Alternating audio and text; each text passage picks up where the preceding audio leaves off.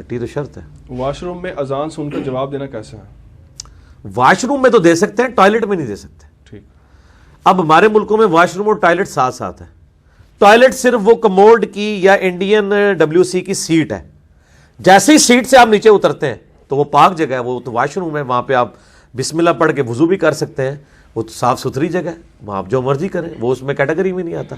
وہ صرف سیٹ جو ہے نا وہ ٹوائلٹ ہے.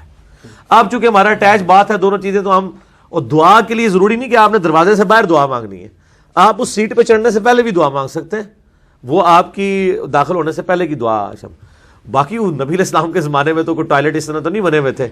ہم کہتے ہیں بیت الخلاء میں جانے سے دعا, وضو کو بیت الخلاء اس طرح تھے, وہ تو آپ سمجھ لیں کہ باہر زمینوں میں جایا کرتے تھے لوگ, تو انہوں نے دروازے تو نہیں بنائے ہوئے تھے کہ زمین میں انٹر ہونے سے پہلے ہم پڑھیں گے. بس وہ جب 2 اینٹوں پہ بیٹھنے لگتے تھے, نیچے پڑھتے تھے دعا, اوپر بیٹھ جاتے تھے, اور ان اینٹوں سے نیچے اتر کے تو دعا آپ دوسرے والی پڑھ لی.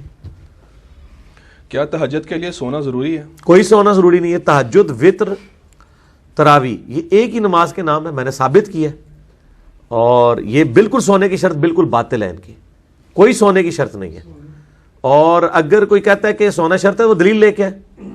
ان کو پوچھیں کہ یہ تہجد کی نماز نبی علیہ السلام نے, اور وطر کی نماز اور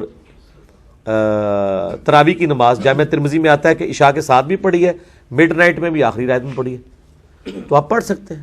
بہرحال افضل یہ کہ آخری پیر میں اٹھ کے پڑھی جائے, وہ افضل ہے, سونا شرط نہیں ہے.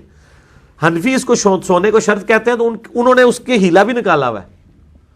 وہ کہتے ہیں کہ آپ عشاء کے بعد تھوڑی دیر کے لیے بیٹھ جائیں, ایک جھٹکا بھی آ جائے, ادھر ہی اٹھ کے اسی وضو سے تہجد پڑھ لیں. اور ہم نے الحمدللہ کئی سال اس طرح تہجد پڑھی ہے.